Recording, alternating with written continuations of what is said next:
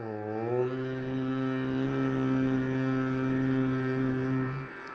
തുമ്പിക്കൈയിലമർന്ന പൊൻകലശവും മറ്റുള്ള കൈപത്തിലും നാരങ്ങാഗതയും കരിമ്പുധനുഷാ ശൂലം തഥാ ചക്രവും പിന്നെ പങ്കജമൊട്ടുപാർശ്വമുടനെ നീലോൽപ്പലം നെല്ലുമായി കൊമ്പും കൊണ്ടരുളിയിടും വിനായകൻ തുണച്ചീരണേ.